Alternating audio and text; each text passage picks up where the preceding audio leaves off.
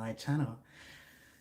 If you are new to watching live chats, or if you're watching live chat on replay, if you click live chat, you will be able to see all of the commentary that is going along in the bottom of the screen. So I'm just going to wait for some people to join the chat. Or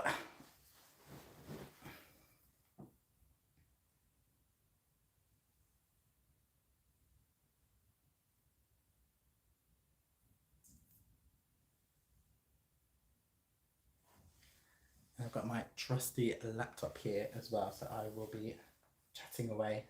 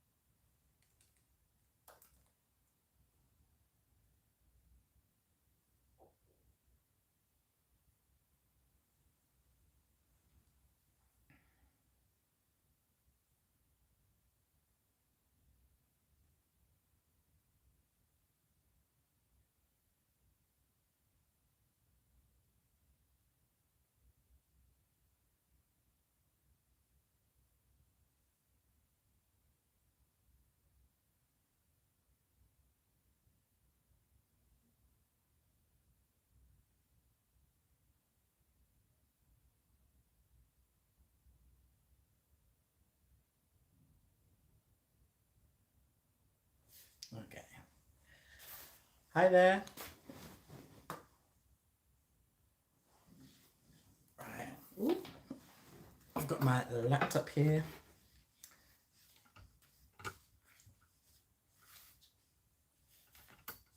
Bear with me.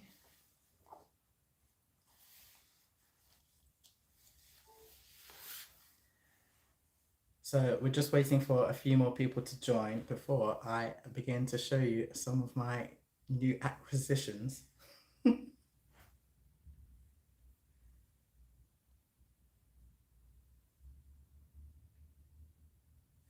YouTube is so annoying, I can't even put music on in the background because it will demonetize the video. So you have to have like awkward silence. It's so annoying.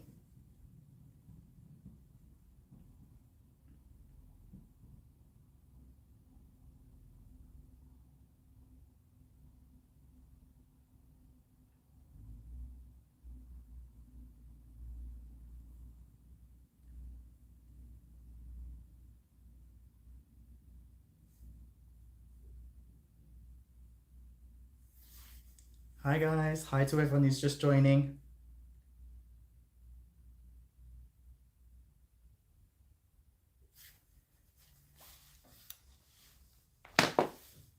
You guys are gonna have to let me know. Are you watching on your phones or on your laptops? Because I'll need to know for a little bit later on.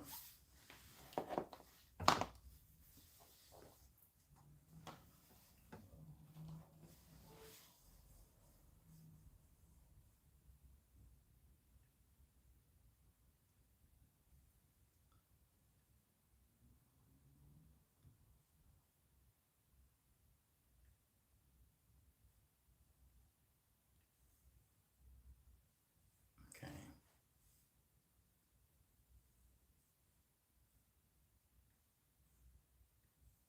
If you see me look down, by the way, I've got my laptop here.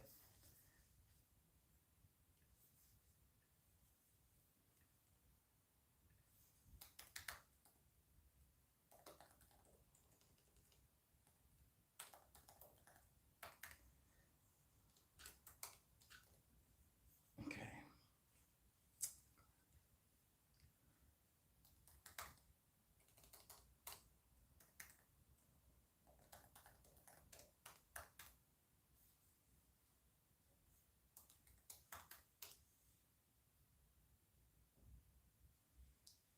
Perfect. Okay.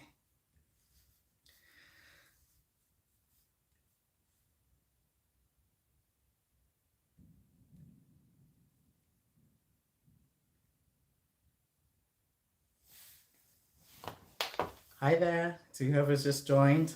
Ooh, I keep knocking my laptop off the charger. Stop that. Right, wait there, you.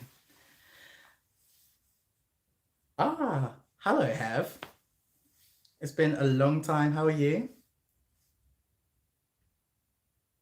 It feels like some kind of disgraceful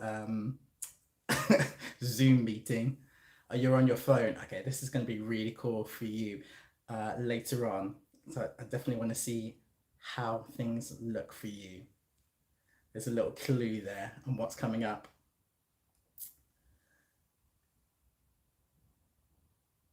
Hiya to whoever's just joined. Somebody new. Hello, hello. So what I'll do is I'll just get started. Um, did you guys manage to catch the houseplant tour? Oh, sorry, the houseplant haul. So what had happened was I was just going to just take some pictures, take a video. I've been meaning to do a kind of walk around of that store for a while. I just haven't got around to doing it. And so I thought, okay, let me just let me just go once. Maybe I know I'm on the plant ban, but let me just go around and maybe get one plant. Hello, you're right there. Yeah, so I didn't, yeah. So Andy, hello. Thanks for joining. So yeah, I did not mean to get the plant hoard that I ended up getting. You guys know me. But to be honest, that store is just so amazing, and the owners, Abby and Connor, they're such lovely people.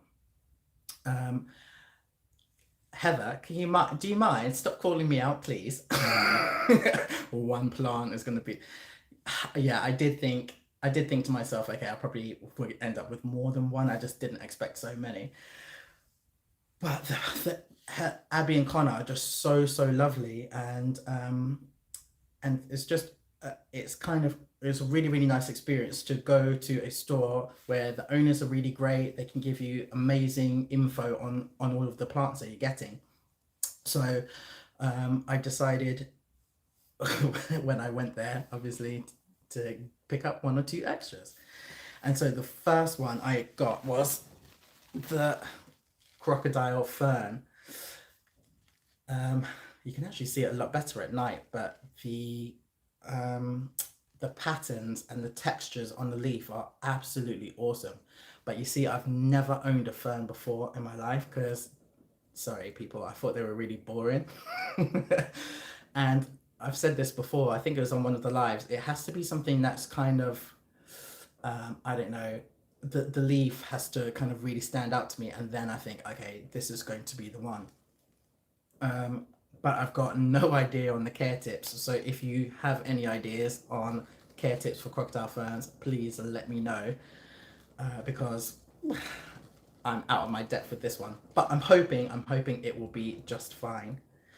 And then the second of the plants that I got, just reach down here. Oh, you can see it a lot better at night. So this is the Malay Gold. This is a Philodendron, and it is so beautiful that it's a light green color. I mean, there is a slight bit of damage on the leaf, but I'm not really that bothered. Um, and it's got plenty of new growth as well. And just, I'm not sure if you can see, yeah. So there's a brand new leaf popping out there as well. This plant, I think, is going to do absolutely great. I finally worked out what, for me, bright but indirect light is. I get so annoyed when I'm watching these YouTube videos and they say exactly the same thing every single damn time. But I finally cracked it with this plant and the neon pothos. I think I showed you the neon pothos last week. It's now had some substantial growth. It's doing okay. So I can't wait to pair these two in the same section because I think they're going to be absolutely awesome together. And then, ooh, let me see if I can grab the satin pothos. Bear with. Oh, that is so big.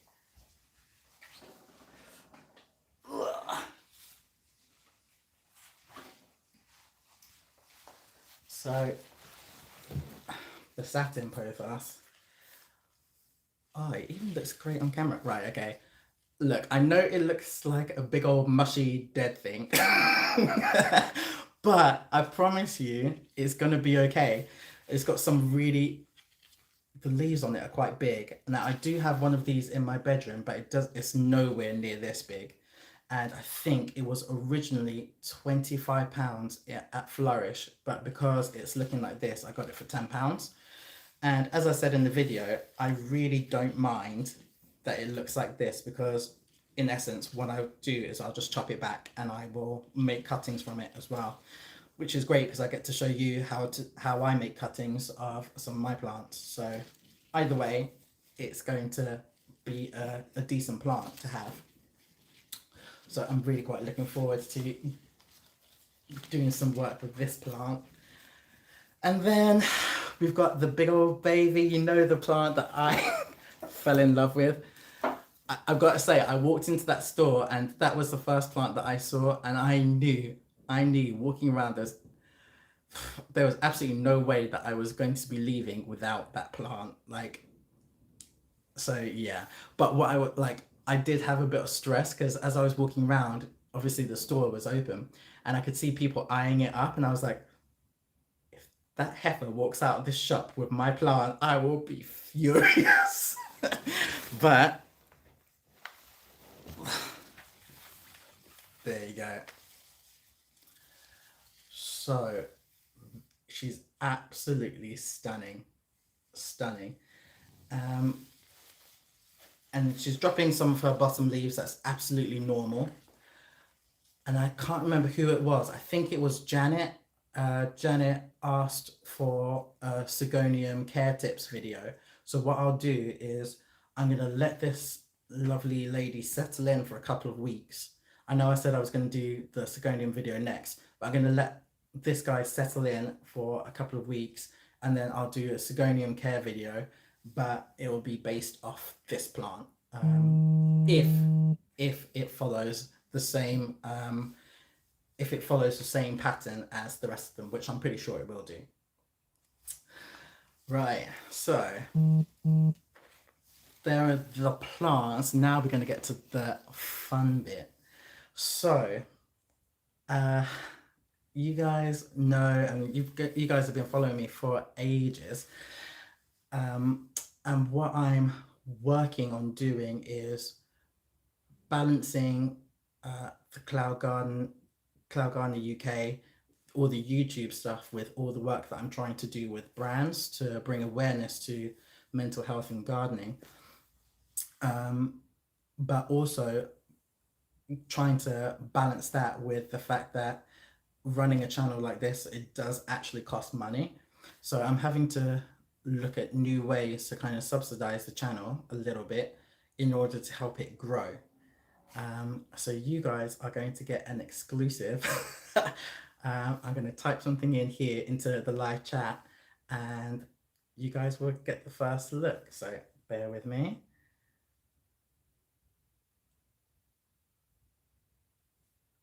Right. Oh, your wife loves houseplants. Do you know, I think do you know what? Once you get a couple of houseplants, right, something happens. You either fall in love with them completely, or they're just something in the corner. But if you do fall in love with them, it becomes really addictive, and it just takes to one plant that you like, and then that's it. You'll end up having your own jungle. So I look forward to seeing your jungle video. Guys, if you haven't already, Spanish Homestead is a really awesome channel. So Annie is from Manchester, moved over to Spain. I just checked out the the garden tour video. It's insane. They are still growing sunflowers in Spain right now in November. That is crazy. Right, hold on.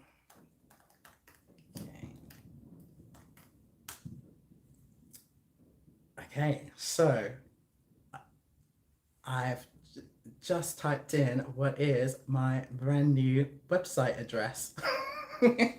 So if you copy and paste that link and then put that into your web browser, you should be able to see my brand new website. So I just want to grab your thoughts on it. It's nowhere near complete, um, but it just gives you an idea of the look and the Cloud Gardener branding. And it will also, basically, the channel and all of everything that Cloud Gardener does will be worked through the channel. Sorry, will be worked through the website. So let me have a look. Up, so it's just loaded for me. It's really weird that I see my face popping up and then I've got to accept the cookies on my own page.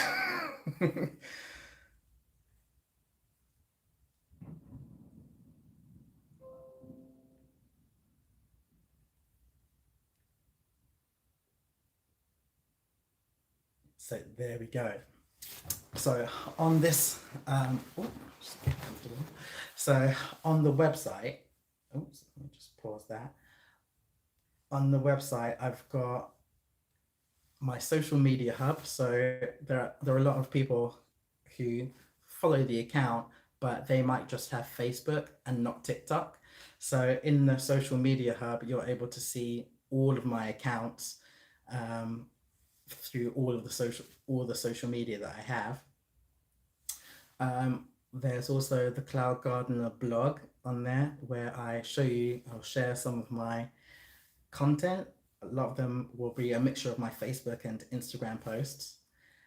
And then we get to the shop. So the Cloud Garden store is almost here, and there is a countdown on the Cloud Gardener store.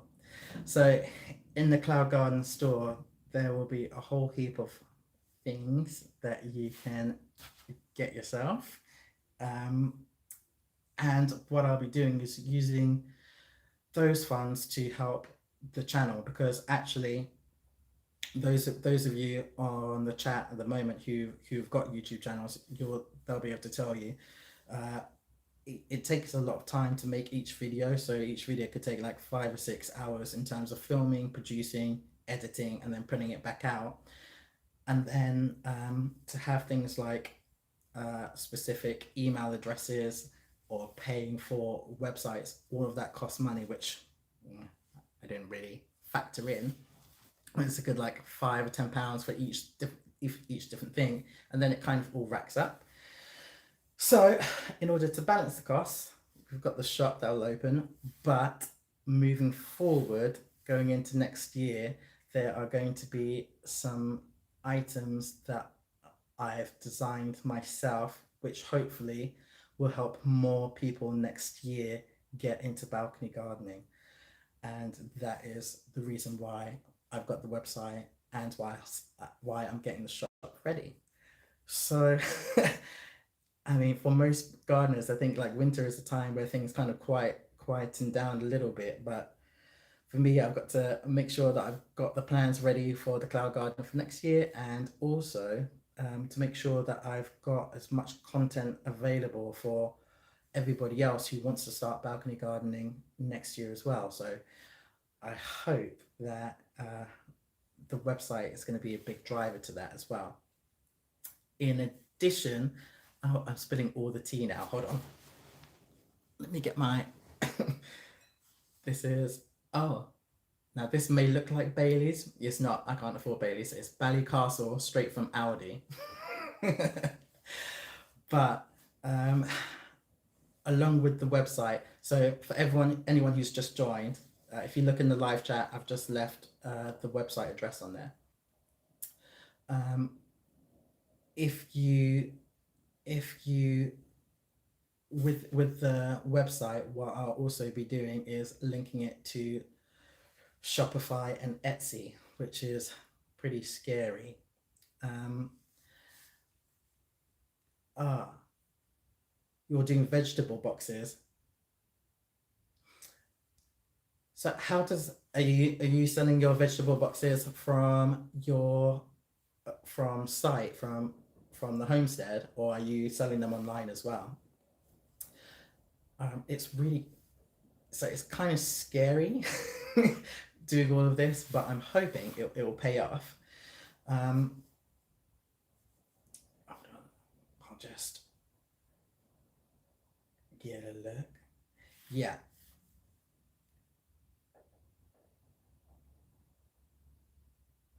Hi, Jen. Nice to see you.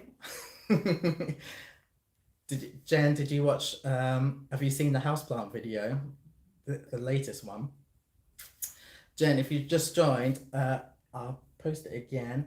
But I've got my brand new website which I've just posted. Hi, Janice. Hi, Janice, all the way from San Francisco. I still can't believe that. Every time you pop up, I'm like, oh man, Janice. So I'll just put that in again. So guys, take a look around the website and let me know what you think, and what you think I should add into the website. Oh, Jen, I knew that you. I saw your comments on the houseplant tour, Jen. So I know that you enjoyed it. Janice, it is Bally Castle that I'm drinking. It's like it's the poor man's Bailey's. Um, but I can tell you what, it tastes just the same, if not better than Bailey's. I'm sorry. Right, Jen and Janice, what I'm going to say is next Saturday's video is going to be the balcony, oh no, the bedroom tour video. So I started recording that, I think, last week, and I'm only half. It's been what, 5 days, and I'm only halfway around the bedroom. So I've got absolutely no idea how long this video is going to be and how I'm actually going to accomplish this, and get it to. Because I even thought that 20, I think that first tour video was something like 29 minutes or something like that. Man, I don't know how you guys sat through it. And imagine how many times I had to watch it whilst I was editing. So I'm going to try and make this one a little bit shorter, but somehow I just don't think that's going to be possible, to be honest. Um,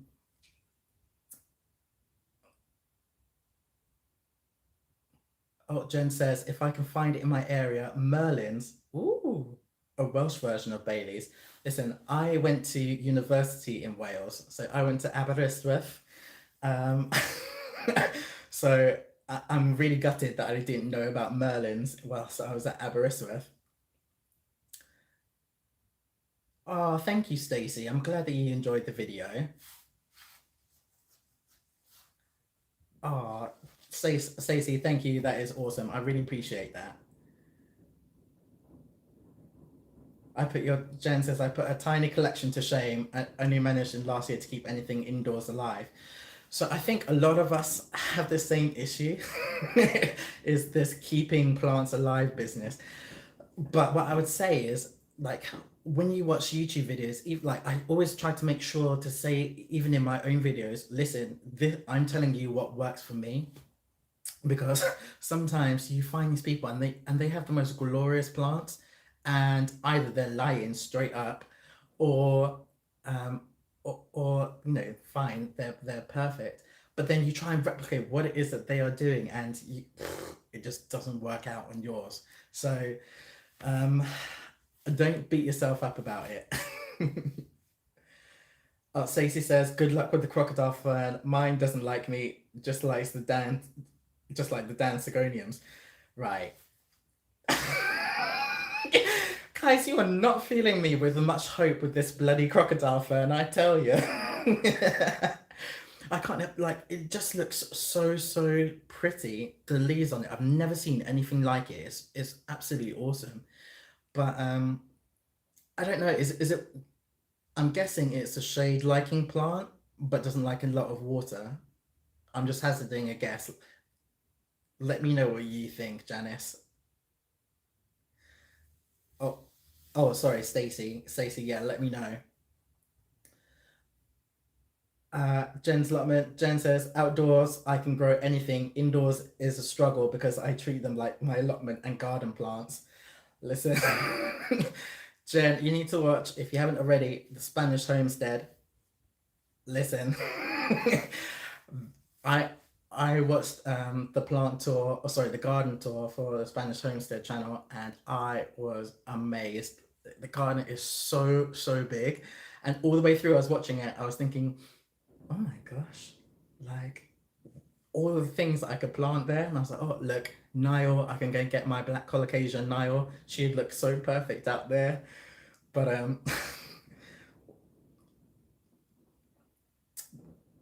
yeah, Janice says plants are tricky business. Don't ferns like a lot of humidity? I've got absolutely no idea because, like I said, I've never had them before in my life. But I'm just hoping that if it's in a nice shaded area, I can't really go wrong with it.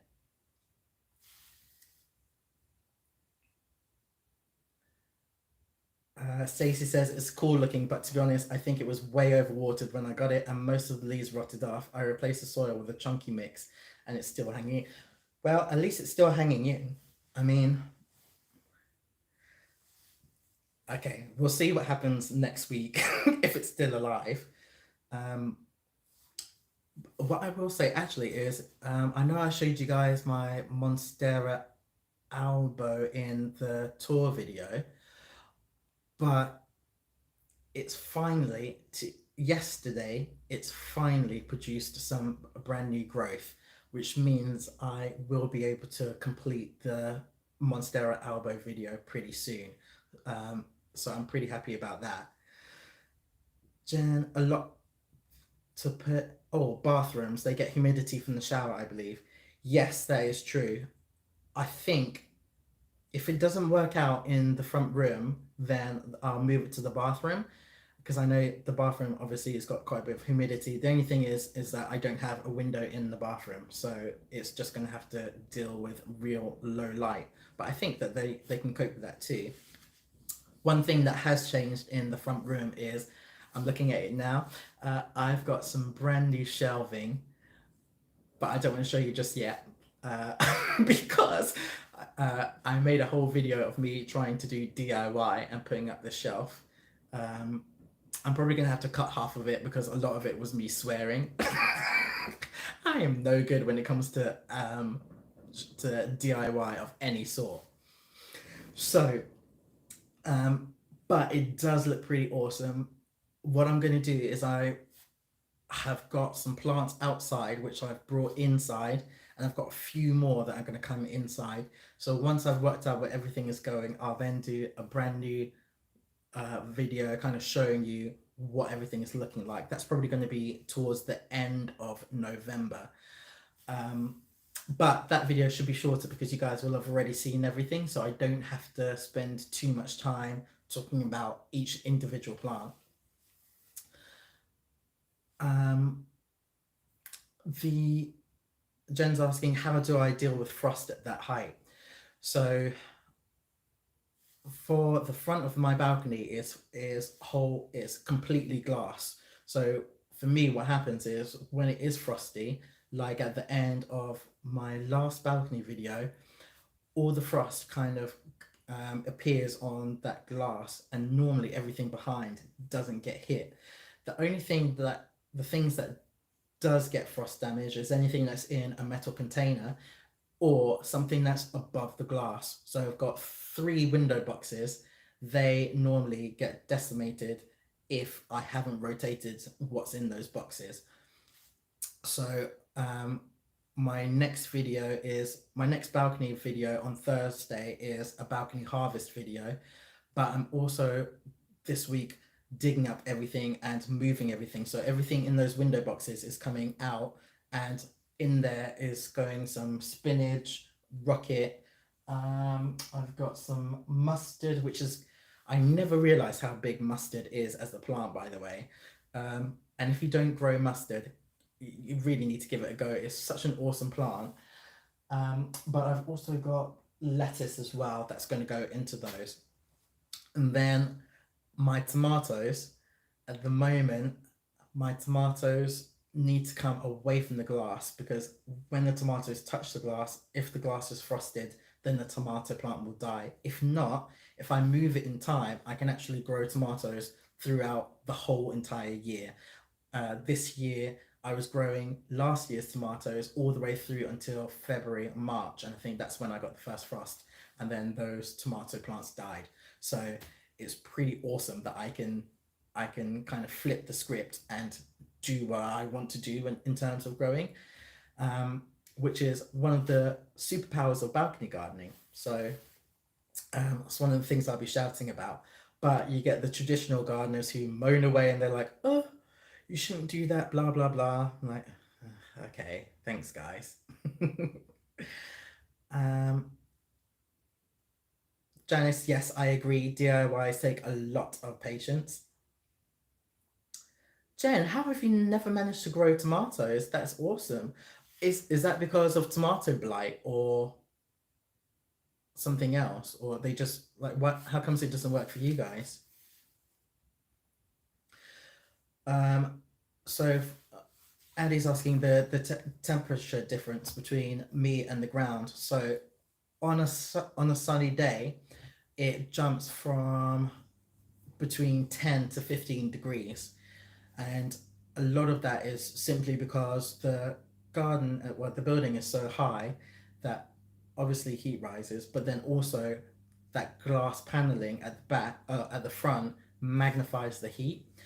And one of the things that I talk about in some of my earlier videos when I'm talking um, about balcony gardening and the weather is the the cladding. So what I found is the claddings, the walls of my balcony garden, they radiate heat.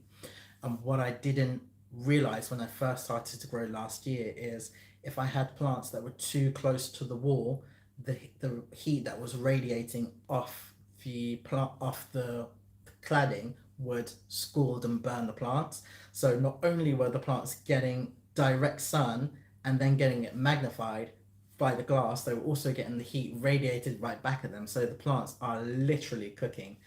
So that's something that I've had to try and grow around in my little space.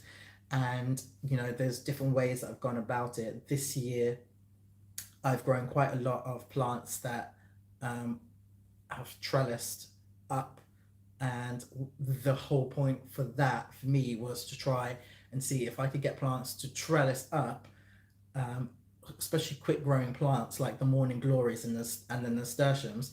If I could get them to a height early enough in the season, then the sun wasn't a problem with the heat radiating back out. So it did work. It's just it's like gardening is one of those things, like you can conquer something. So I set my mind to defeating the heat, and I managed to get a couple of wins in, and I was feeling so good about myself, and then all of a sudden aphids.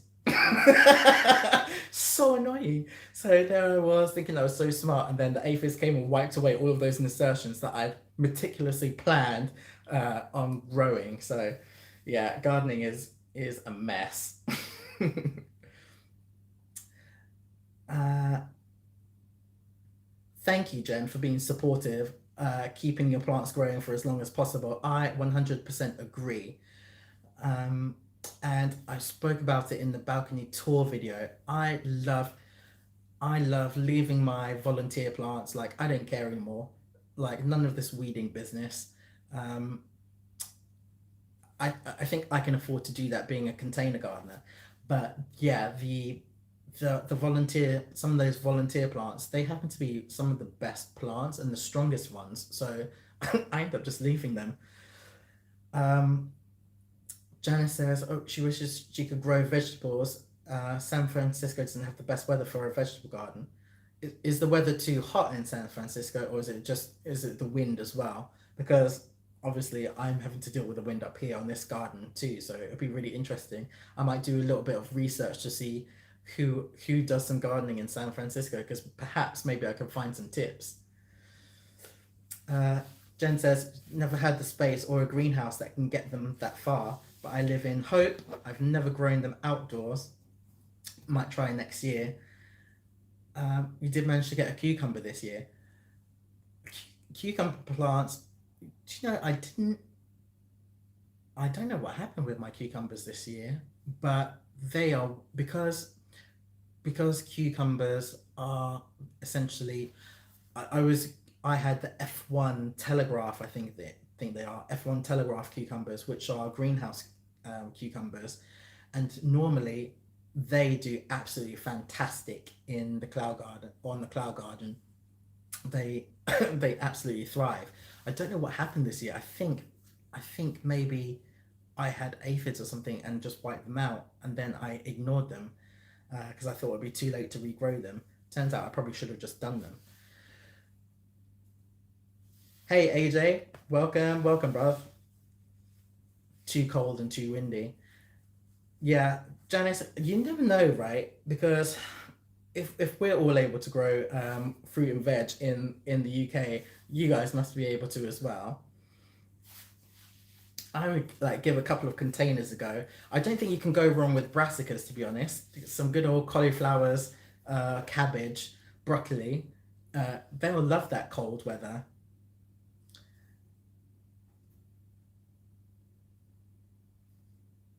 And Jen says you get changeable weather in Wales. Our last frost date is April, which is quite late. Yes, yes. You see, so this is where I get a little bit of a head start on everyone because I remember this early on this year I started posting stuff on Instagram. A couple of people DM'd me. I think they were trying to be helpful, and they were just saying, "Oh, listen, you probably shouldn't start this now, or this, that, and the other." And I was like, "I see what you're saying," but on the cloud garden in March, if it's, I remember this really clearly. I think we had some weather that was, it must have been sunny, around about 10 degrees, but up in my garden it was 25 degrees, and we had a good spell of sunny weather. And so for me, what that means is my seasons start way earlier. So, um, sorry, I know that I need to have quite a bit of, I need to have quite a few plants ready to on the get go from January, Feb, ready to be out in that garden for March, and bring it forward about 2 or 3 weeks. So yeah, I'm pretty. It can be pretty dicey when it comes to weather as well. But the aphids this year, they started so early, man. Like it was devastating. But I did make my ladybirds video, and I've got another video which I've been prolonging, which is about lacewings. And lacewings are another super cool pest controller that I found uh, on the internet. I think it was on eBay, and I can't wait for you guys to meet Drogon. I don't know what my obsession is, by the way, with naming absolutely everything. I just do. But then they end up becoming part of the family. Slugs. Jan, right. Jan says slugs as well. They are the bane of your existence. Your chrysanthemums and the buggers ate all six overnight. I feel so shady, guys, because for a year and a half I've been laughing at you guys with these slugs because all like Instagram, Facebook, everything is just covered with slug memes and all this kind of stuff. But I never had to deal with them up until this year, and I was like, these guys, they give zero damns, man. They just they'll just eat everything with they don't care. They don't care. They're so disrespectful as well. Um, and they multiply so quickly. And for me, what's worse on my garden is there's nothing that's going to eat them. So I don't have any pet. I don't have anything. I don't get birds. No birds land on this garden. Nothing will get them. So they get to live their best life on my garden. And then I've got the caterpillars as well. So the caterpillars I really love. I love watching them. I've kept a couple of them. With these caterpillars, I was hoping that they were going to emerge this year, but it looks like they are going to wait till next year to emerge. So that's pretty awesome. That's one of the things that I'm really concerned about now.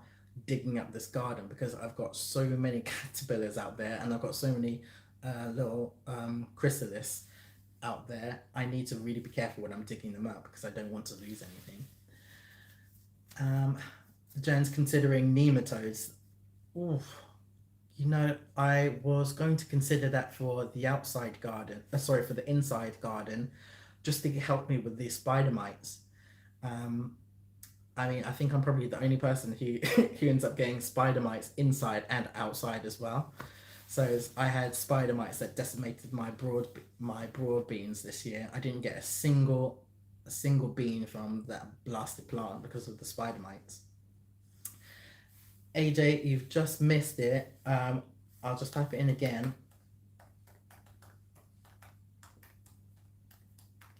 So that there, cloudgardeneruk.co.uk, is my brand new website. So check out the website and let me know what you think about the website. Um, it's looking it's looking okay. It's not fully complete just yet, but it'll just give you an idea. And I spoke earlier about the fact that there is a shop in the website, and the shop will be open in a couple of weeks' time. So I can't wait to share some of that stuff with you guys then. But AJ, yeah, let me know what you think about the website. Um, you've named your monstera Sully. Oh, that's awesome. Come on, the naming of the plants. Right, you're going to say that the famous last words, we don't get slugs or caterpillars. No way. No way. But yeah, like you said, because you've mentioned that you don't get any, you know you're going to get a whole, there's going to be a plague of them next year. No way. And the temperatures are still pretty decent. Uh, thank you, Jen. I'm so glad that you liked the website. Thank you so much. It took a few days. I mean, obviously I don't know anything about coding or anything like that, so they've got quite a few templates.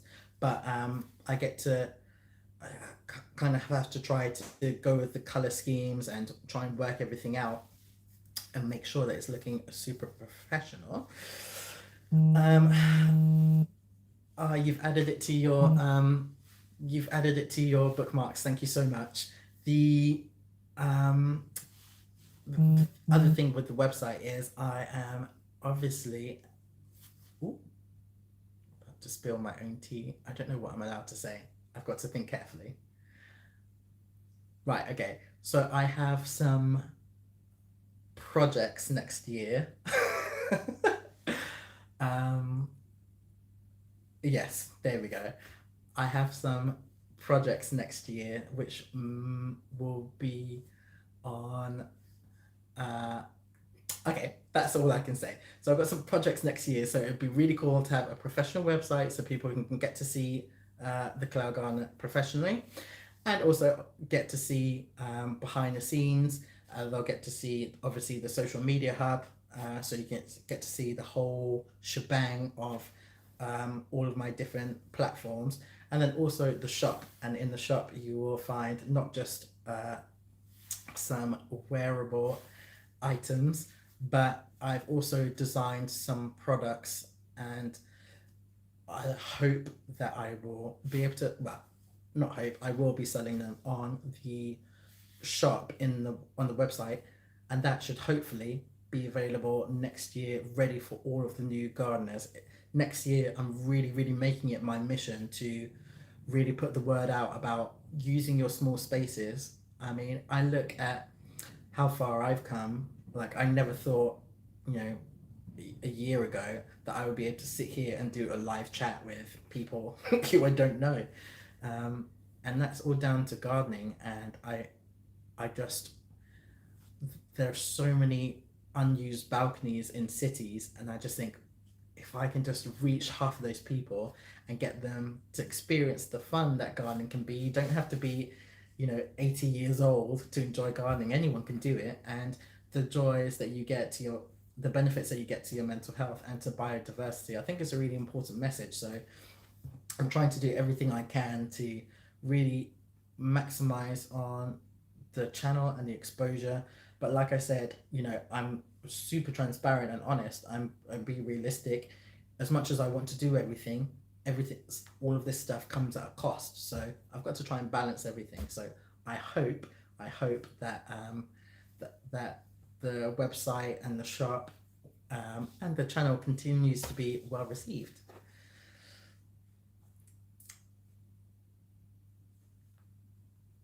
Oh, Katie's looking at the website. Oh, thank Katie. Thank you so much. I really appreciate it.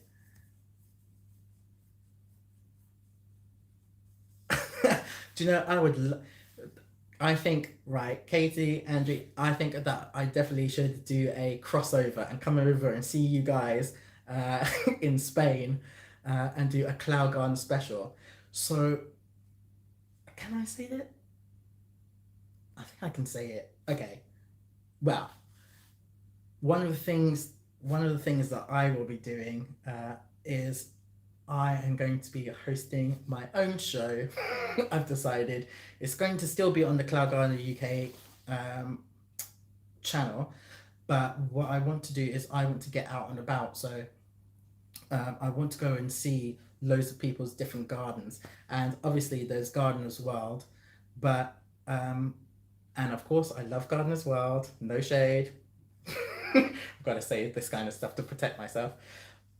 But one of the things that, in fact, to be honest, Gardeners World has got so much better at doing stuff like this. But what I want to do is go and see real people's gardens, because sometimes some of the gardens that you see on some of these gardening shows are these immaculate, amazing, massive gardens, and you've got to be rich to have them. And it's just not quite.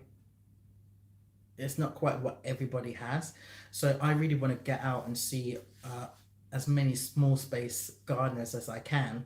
But also, I would love to go and see the homestead over in Spain, because you guys are going to have so many great tips, and in terms of growing veg that I just don't have. And it'll be my job to then see some of your gardens and even allotments, just to try and see what I can then replicate back on the cloud garden in the balcony garden setting. So I think that would be really, really interesting. So never say never. I may, if I can just make this channel, make enough money, maybe I can get my EasyJet flight all the way to Spain and come and visit you. Balcony gardeners really are the way forward for city folks. Cities that have incorporated it have said the results speak for themselves. Thank you so much. I'm really glad that you love the garden as well. The the yeah, the whole city living thing is kind of really cool. So there's so many balconies around me now that I see people are actually using. And in terms of Manchester, we've got quite a few different groups around the city centre on Facebook, and so I tend to post quite a bit of content that's relevant to balcony garden in those groups where I can. And it's just so nice to see people utilizing their balconies as best as they can. And um, I just know that people are a little bit happier going out into their gardens, and I can see it for myself. So even things like apartment living, you can't smoke in your apartments. So sometimes the only rather than going all the way downstairs, you go out onto your balcony to smoke. So even if you've got like one or two plants on your balcony, I'm not saying that everyone needs to have a jungle like the cloud garden, but if you have something, at least you can go out onto the garden and enjoy it. And if you get a few insects on it too, then absolutely amazing. Jen, I would love to come and visit your plot. That would be another awesome video as well. So, that's really cool. Uh, Strap on spelled backwards is no parts. Well, thank you very much for those for those words of wisdom. I paused before because I thought I read that, but I thought, oh no, I didn't. Then I had to reread it, and I was like, oh, you did just say that. But cool, thanks. Janice, you've visited the website. Oh, thank you so much. I'm really grateful. I'm so grateful. I'm glad that you enjoyed the website as well. Thank you guys. That's made me feel a bit better because I I'm one of those people that I nitpick at myself so much, and it's always the same with my videos. So just to see that you guys enjoy like the website, that's made my day. So thank you. If you have any suggestions, either let me know in the comments or just send me a message on Facebook or Instagram or anything like that. Anything that you think I should add in is pretty. Now that I know how to do it and build it properly, it's not an issue as well. So I appreciate all the feedback as well. Uh, yes.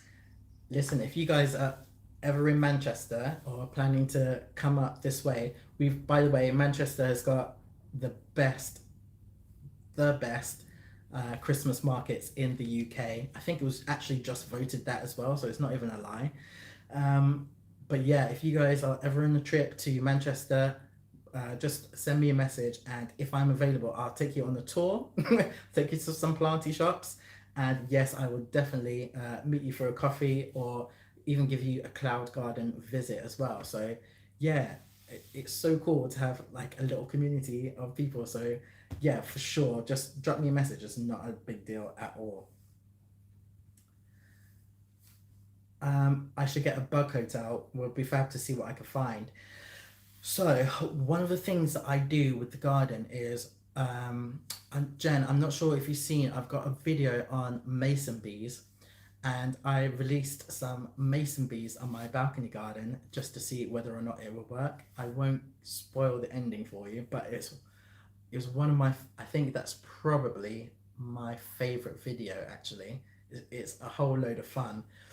Um, but what's happened is I've used a lot of the tubes. I lay them in and around the balcony garden, and the insects tend to just take over the tubes. So I've got caterpillars nesting in some of the tubes. I've got some beetles, some ladybirds have made a home in some of the tubes. I do have a bee house, but a separate bee house above the pond. Nothing's in there just yet. Um, but yeah, it's been, honestly, it's been such a roller coaster, this whole balcony garden, because when I started it last year, I didn't have any insects, nothing to this level. And what I learned over the year is actually just having more flowers, more plants, and leaving some of my veg to go to seeds, like the broccoli and the rocket and mustard. Those three combined are normally the go-tos for any bees that I do get up in the garden. So they're the ones that the bees go to first. So this year, what I'm planning, I've already got some of my brassicas ready, but I'm all of some of these brassicas that I've got now, I'm not planting. I'm not going to be planting for myself. They're going to be dotted around the garden specifically for the bees. So I'm hoping that they actually do go to seed quite quickly. So it's so awesome to have so much wildlife here. And then in terms of my animal videos, my second favorite animal video that I've posted, my wildlife videos, is the hoverflies, because I never knew that hoverflies were I could get hoverflies that started life on the ground. That's one of the reasons why I built the balcony pond, because I thought that I was going to get the rat tail maggots from the hoverflies which live in the pond. But actually, no, the cloud garden's got different ones. And what's cool about the cloud garden hoverflies is I get to see their full, complete life cycle. So they live, they die, they mate, and then lay eggs again. Everything is on my balcony. And if I stand or if I sit really still, I can put my hand out and they will land on my hands, on my fingers. It's really cool. So yeah, if you haven't seen that one, that's a good one to watch. Are indoor plants more expensive than outdoor plants in the UK? From Katie. Katie, yes. Indoor plants are. I've got. I can't even lie. Like it's a joke, to be honest. The price of some of these plants. Um, but it's with any hobby. there is a sense of demand, and right now the demand is variegated plants and what people classify as rare plants. And I haven't really touched on this properly on the channel just yet, but I think it's because how things are in the UK is a bit different to these American channels that I see. So in America, there's a lot of importing plants from South America, and what happens is these poachers go to the rainforest and that kind of thing, and they'll dig up some of these plants and then they will cultivate them, and then of course that adds to ruining rainforests and that kind of thing. In the UK, we don't seem to have a lot of that. So if you go into plant stores, for example, everything is kind of not the same, but relatively similar. But because there is this idea of these plants are rare in America, they then put the prices up. And then what happens is in the UK, we watch these American YouTubers talking about these fancy plants, and then that dries up the want and desire for exporting and importing plants. So it's a real slippery slope, and some of these plants can be really expensive. If I'm being honest, I have fallen into the trap a little bit. Not all of my plants are super, super expensive, but let me grab one that is actually. This one I've shown you before on the channel.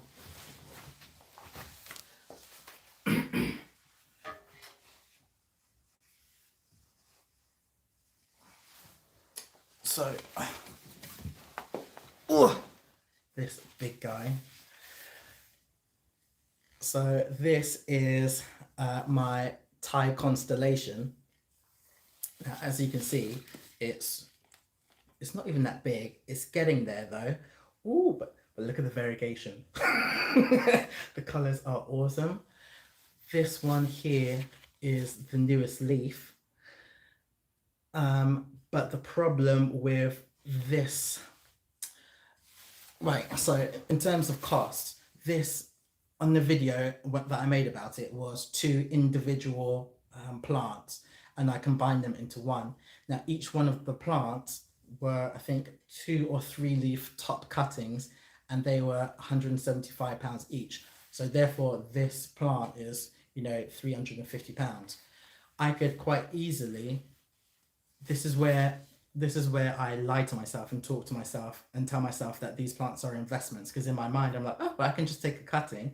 But if you've been watching this channel for long enough, you know I will never ever take a cutting of any of my favorite plants because they are my children. But if I was to sell this plant, I could probably sell it for more than the £350, simply based on the potential that this plant has got. So I could probably sell this one for around about £400. My elbow, which you're going to see a little bit later in the year, hopefully, if that new growth is okay, that was 4 individual plants, and that, if I was to sell that plant would be probably around about £500 or £600, which is a lot. But with those plants, what the cheapest way, if you choose to go the fancy route and get the expensive plants, one of the best things to do is either grow from what's called a wet stick, which is probably just like a stem of a fancy plant, and it might have one aerial root node or one node, and then you've got to nurse it so that it gets roots. That's a couple of months, and then you've got to wait for it to then have enough energy to produce its first leaf, which is maybe another month on top of that. So it's a long-term thing. Whereas what I did with the elbow is I bought individual leaf nodes of the Monstera elbow, and they were around about £80 to £100 each. And I grew those out, made sure that the roots were strong enough, and then I was able to combine them. And now, if I was to, that's what, £80 each. So call that £200 spent on these on these leaves. It's a lot of money, but now I could probably sell the whole plant as a whole as £500. So yes, it is an investment. I could sell it I won't, but I could. Um,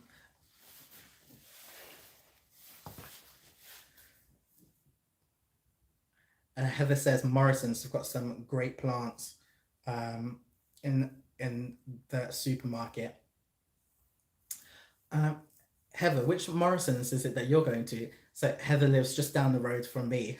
In fact, I can see Heather's building from mine. So hello, Heather.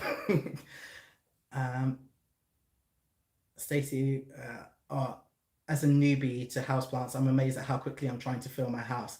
Yeah, honestly, I said earlier on, it gets really addictive once you start to have these houseplants.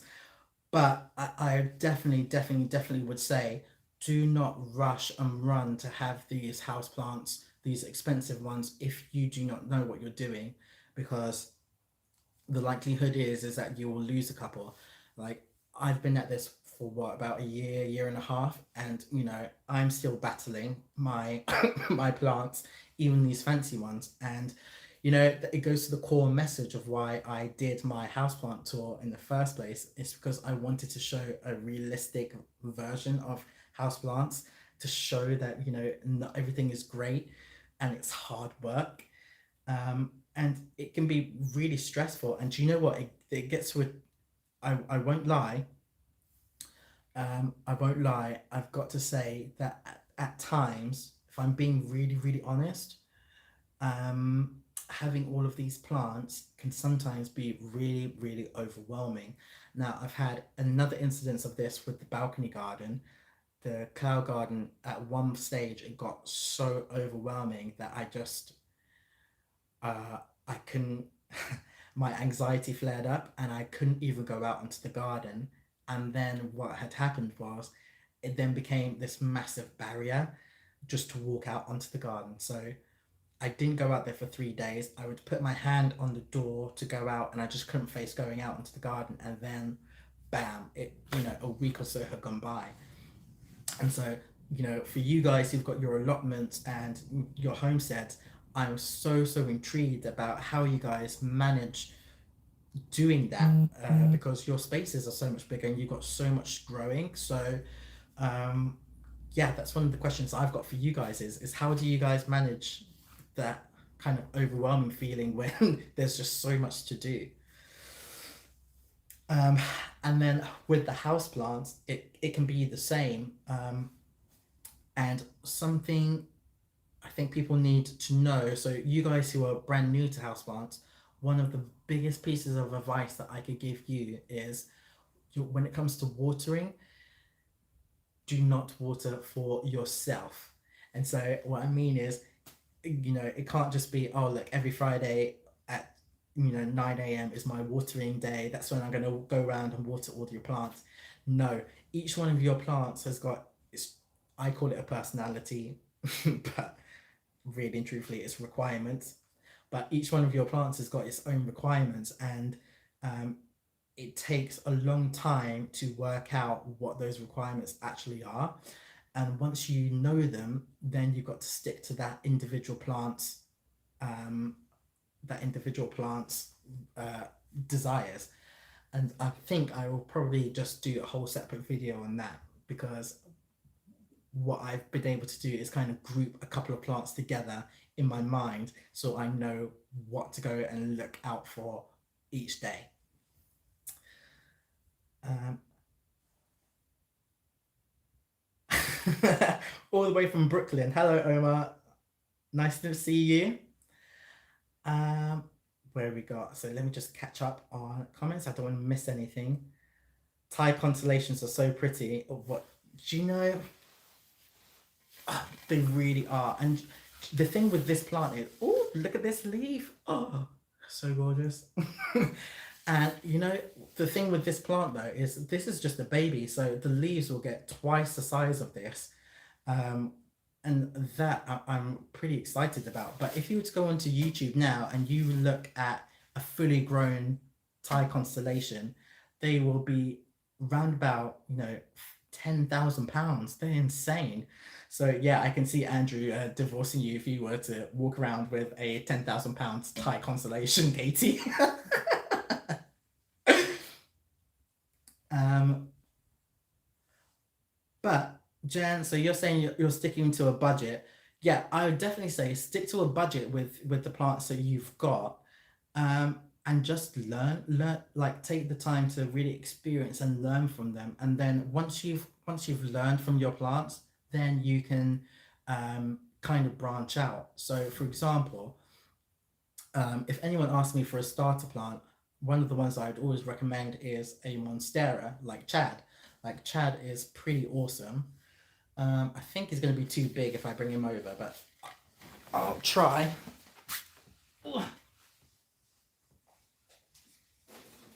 Oh, right, come on, you.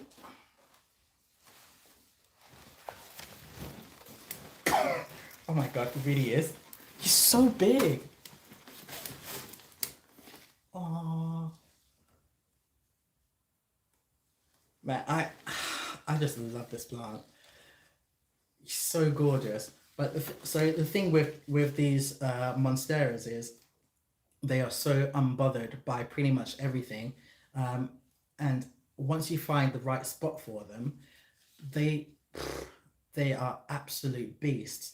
And what happens, or what I found, is once I kind of mastered what he likes, like I can even tell when he needs watering just by looking at him, because the stems of his leaf, they kind of droop a little bit.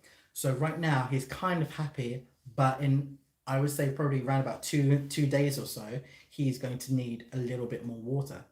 And so now that I've kind of mastered him, there's a whole heap of species like philodendron.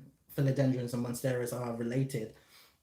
So I moved on from monsteras to philodendrons, and then I slowly began to realize that the same care tips that I use for him then work on the philodendrons, and I kind of just been working my way up. So the philodendrons now are doing awesome, and then also as a byproduct, syngoniums, they are similar and related, and I can now say I've mastered syngoniums. So again, it's all about kind of practice makes perfect, essentially. But I wouldn't. Ooh, let's see if I can place him down. But yeah, I wouldn't be going out buying a £300 cutting of a plant if I wasn't 100% sure on it. So yeah, don't don't rush out to go and buy yourself a fancy ass plant if you're not there yet. There's no shame in it. So bear with me. Let me just catch up on some of these comments.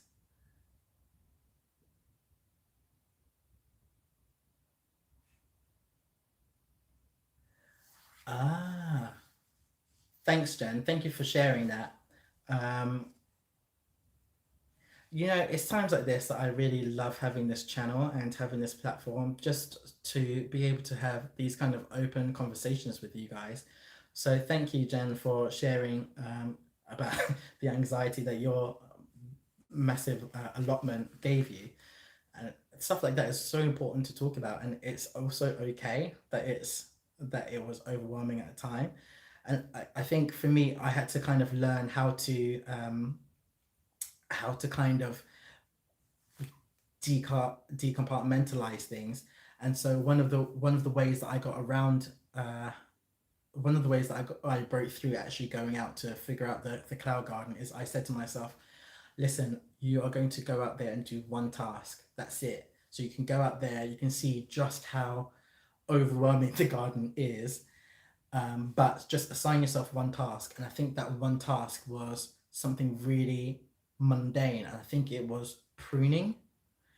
And I remember I went out and I just did a little bit of pruning. And as soon as I did it, um, just the weight lifted from my shoulders. And I just felt so, I felt so happy. And I was able to then do one extra thing. And it kind of, I did a snowball effect of that, essentially. So I did the pruning, and then I think I did a bit of sweeping. And because I had set out there to do the one goal, I was then able to do the additional goal, and that then gave me a kind of greater sense of achievement. And then I was able to then replicate that several different times, And then I eventually I ended up getting back on top of the garden. So, um, but yeah, it's really hard sometimes when that anxiety hits because it shuts down everything and it makes you feel even worse, especially when you can see that your plants are not doing the best and you know that you are the root cause of your plants not doing the best. But it can be overcome. And the same thing happens at times with my indoor garden, and I find it even harder with the indoor garden because uh, in with the cloud garden, it's kind of out of what do they say? Out of space, out of mind, or out of sight, out of mind. I think that's it. Out of sight, out of mind. Like I can see the garden through the windows because they're ceiling to floor windows, but I'm not actually out there.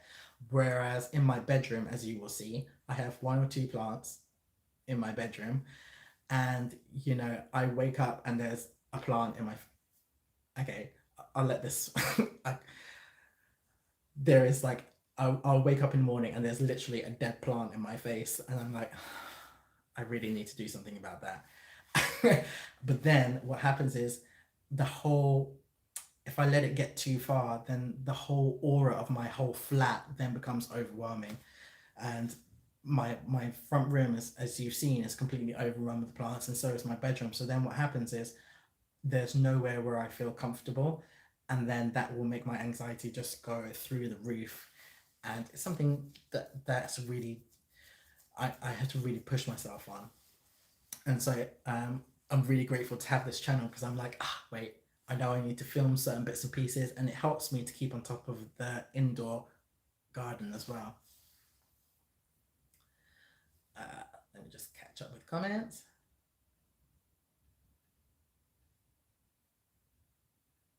Oh, my computer has crashed. Sorry, guys. Oh, there we go. Chad is gorgeous. Oh, thank you. Ah, you see? So, Jen, it's these monsteras. They do you know what I was just about to call them? They're gateway plants. They are gateway plants into this addiction of house plants. Hi Rachel. So where can we get the merch? I need an apron. Well, it's funny that you should say that, Rachel, because if you scroll up, or I'll just type it in again, cloudgardener.uk.co.uk. Ooh.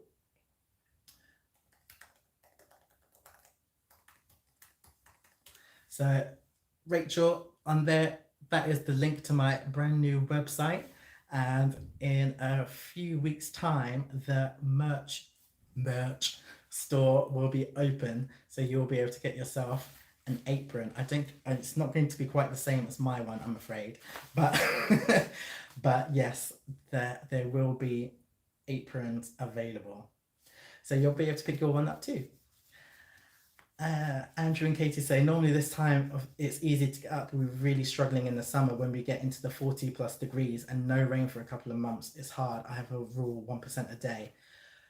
That, do you know, it's so funny because you kind of forget that everyone's gardens are going to be completely different depending on where they live and the different conditions that you guys have. And I could just imagine that 40-degree heat is unbearable. It's the same thing that happens here in the summer on the cloud garden. So when we have those days where we have our Mancunian heat waves and it's 33 degrees up here in the cloud garden, it reaches 44, 46 degrees. And so what happens is I've got a window between between 2 and 5 o'clock normally. Those 3 hours, that garden is a complete no-go. Like you can't even be out there. So it's one of those ones where I have to make sure that the whole garden is completely and thoroughly deeply watered before going out. But for you guys, I mean, for me, it's just 2 or 3 hours that me and the plants have got to deal with. But for you guys, a whole friggin' day, like that must be insane. Actually, just as a question, when through your summer, what's your best crop then? If the temperatures are that high, like what can take that heat? Janice, thank you so much. It was awesome. Thank you. As always, thank you for joining us.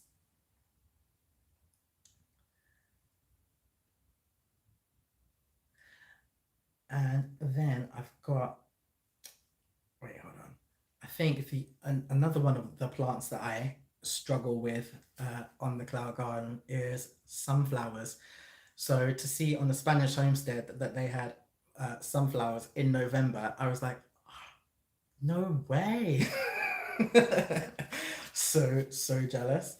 But for me, I just cannot have them because of the wind.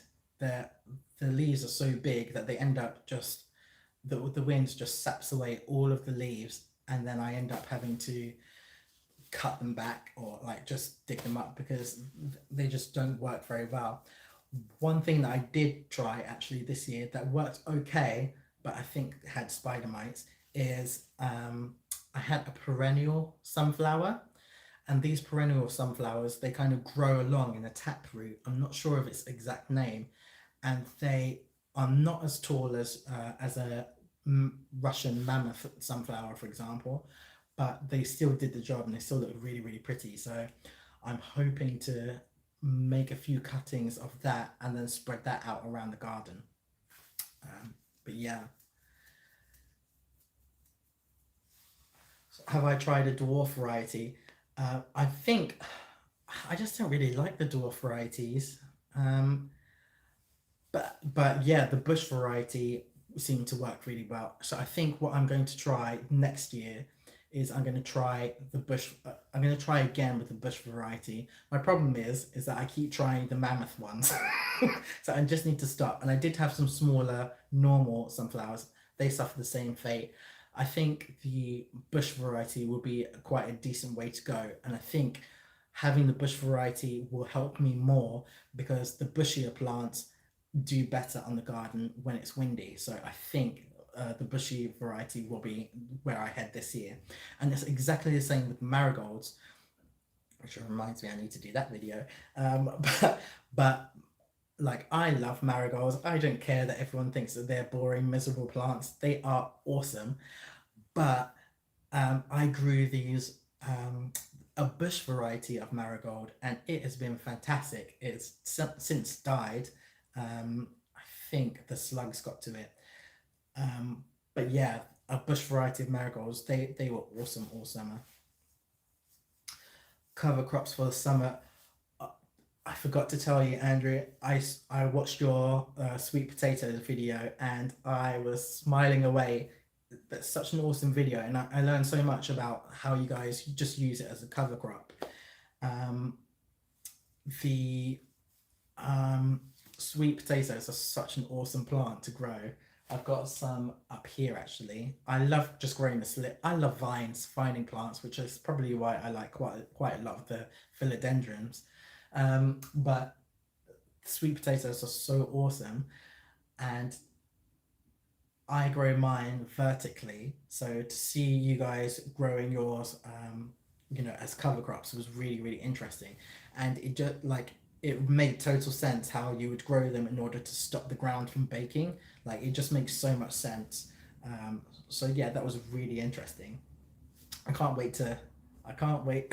I'm really looking forward to doing the harvest video for the sweet potatoes, but I don't expect anything to be there. I would basically the quick backstory on those is they got ravaged by aphids um, really, really, really badly.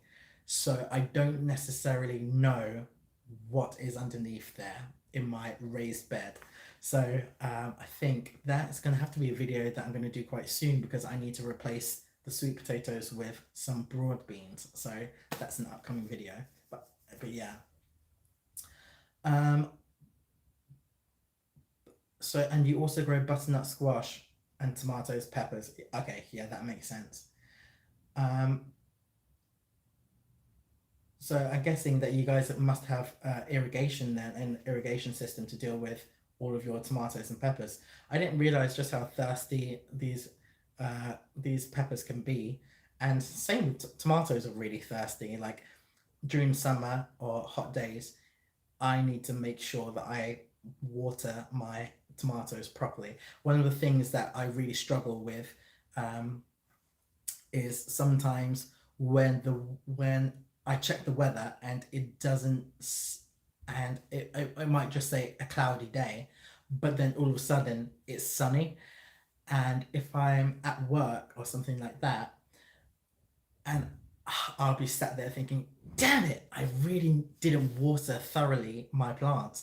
So, because the garden is just so big, and people forget when you're a balcony gardener, Heather will tell you, you don't have the luxury of having like an outdoor irrigation system. For me personally, on my balcony, when it rains, I don't even get rainwater on my balcony unless it's super, super windy. So what happens is I would water, but it's kind of a shallow watering. And so if I with the tomatoes and peppers, I've learned I have to really, really properly water them in order for them to survive a hot day. So I don't know how you guys do that. It must be a mission. Um, Jane says you've got a back garden that you don't use. Oh, Jane, that's really sad. Jane, I how big is the back garden though, Jane? Is it manageable for you to do by yourself?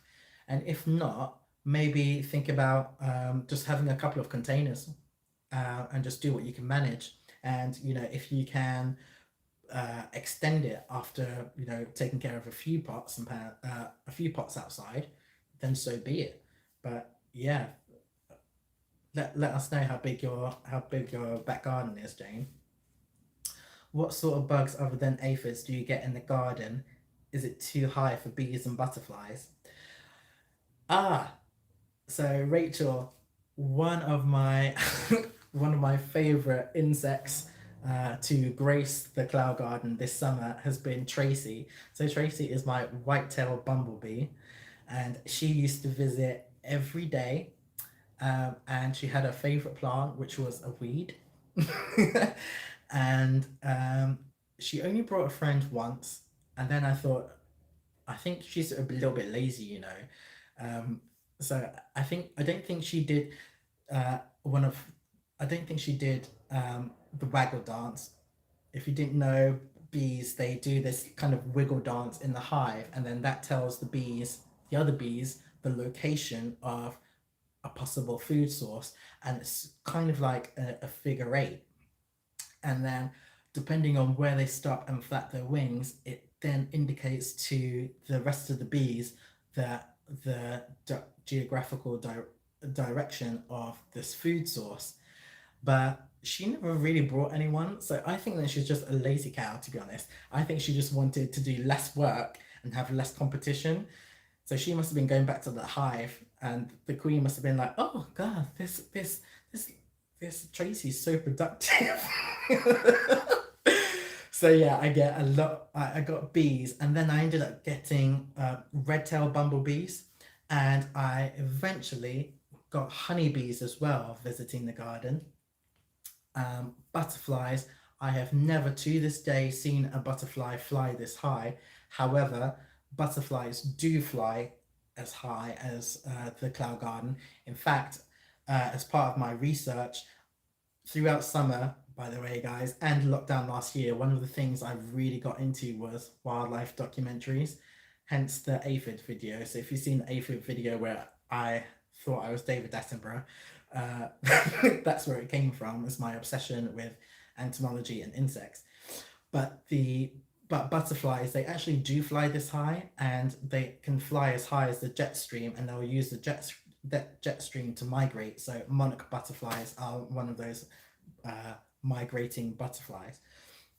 But I've just never seen them this high feeding. Um, so again, it's one of the reasons why I'm trying to encourage a few more people to balcony garden in city centres, just to see whether or not we can see a little bit of a resurgence of butterflies in the city. But on the flip side to that, as you know, my garden gets well lit at night with all of the night lights.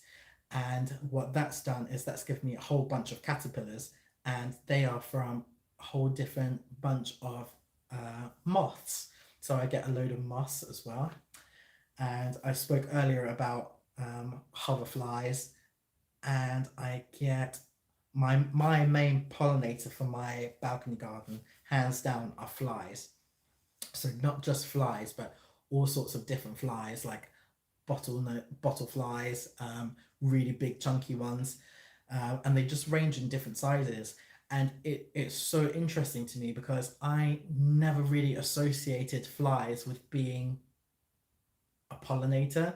You kind of just tend to think of them as being, dirty creatures, because most of the time we know that they feed off feces. But actually, when I'm sat there on my table outside and I'm just watching the garden go, and I see all sorts of different flies landing on the plants, I'm like, wow, this is really awesome. And then some of them will land on the pond, on the lilies on the pond, and they'll get water from there.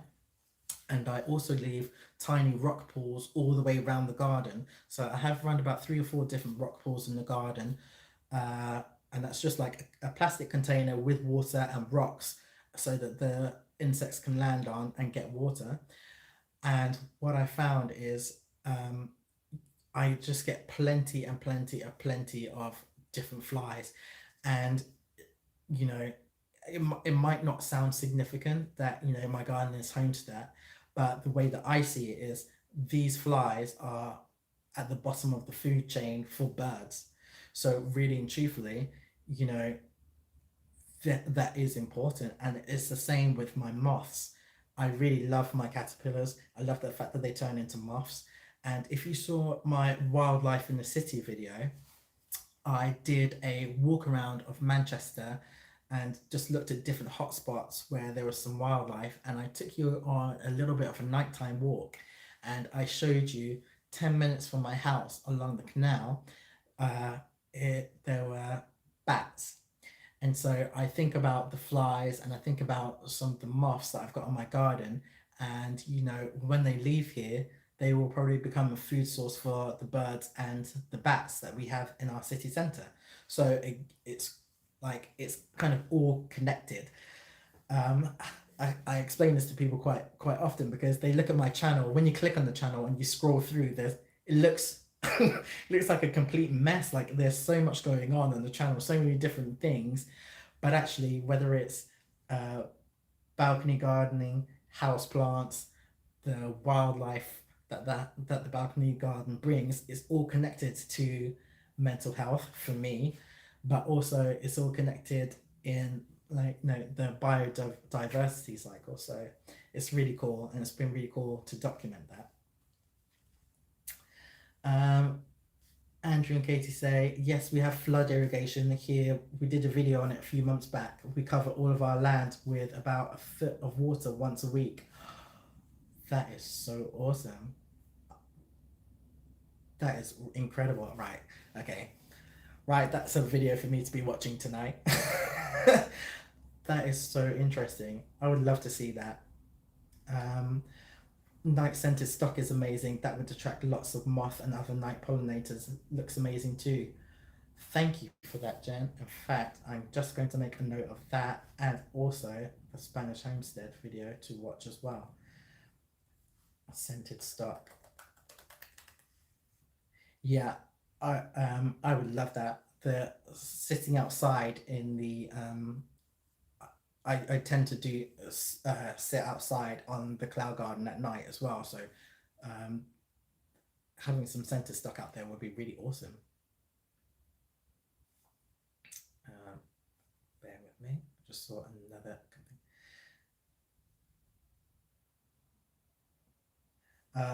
So James says that her garden's a good size. It's a good 10 foot by 20 foot. I prefer a cloud garden for privacy. Anxiety is the bitches, I just feel safer closer to the house. Maybe I'll try a few pots under the window.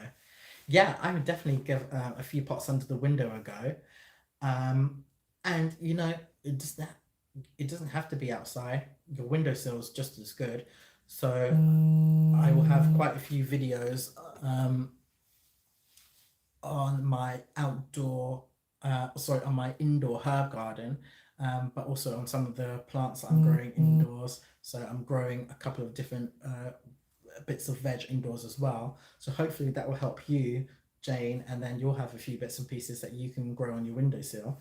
But yeah, I mean, anxiety, we've spoken about it, it is really difficult. So just do what you can manage. Like there's no, don't force yourself to try and do something, because the worst thing is you don't want to try and tackle that garden and get overwhelmed, and then it will end up making you feel worse. So just do like a one or two pots that you can manage, and hopefully you'll be happy with that.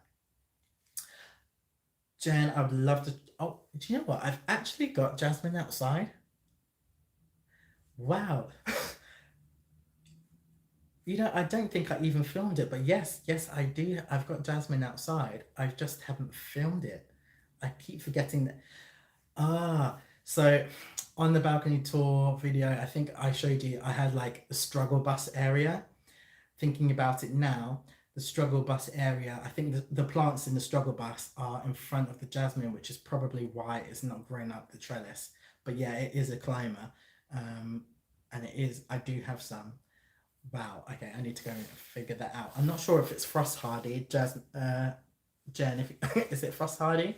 If not, I'm gonna have to be prepared to lose it, I guess.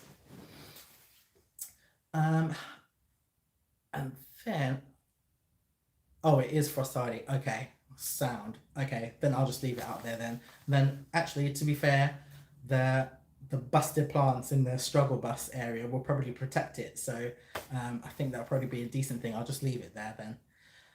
Um, and I know I've got my two canna lilies. You guys have told me I should probably just keep them outside. I am going to I'm going to bring one of them in. I've got two. I'm going to leave one of them in and one of them out, and then I can compare. That's a rubbish excuse. I just feel so bad leaving them outside. So I'll leave one inside and one outside, and then we've compromised. Uh, right, Jen. I've got. If you don't have it already, I've got my a Facebook group. It's a patio container group. Um, but I would absolutely love to see pictures of the jasmine as well. I think that would be absolutely awesome. Or do that. Take a picture and just tag me on Facebook or Instagram or whatever. I'd love to see it. It'd be awesome. I think that then brings me to the end of what I've got to say. So if you guys have got any questions for me, please, please, please let me know, and I'll be happy to tackle some of those questions with you.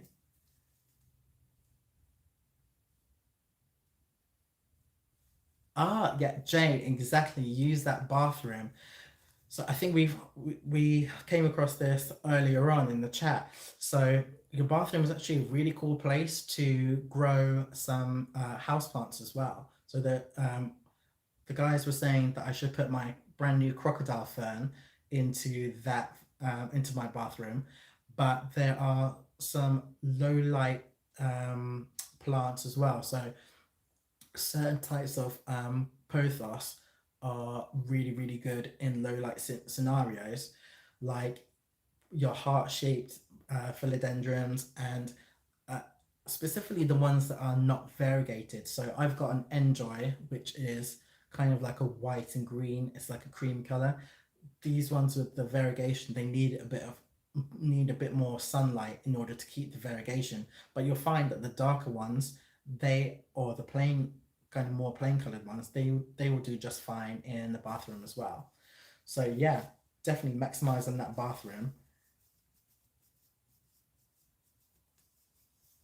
Yes, me too. Thank you all so much. Thank you, Andrea. Thank you, Katie. Thank you for joining us. Thank you, everyone, for joining me on this live chat. It's been absolutely awesome. And oh my God, how's it been an hour and a half? Oh, wow, that's awesome. Thank you. Thank you so much. Thank you for joining me. I really, really appreciate it. And thank you for the feedback on the website. I really appreciate it. Hopefully, I'll see you all again soon. Bye bye. Bye bye.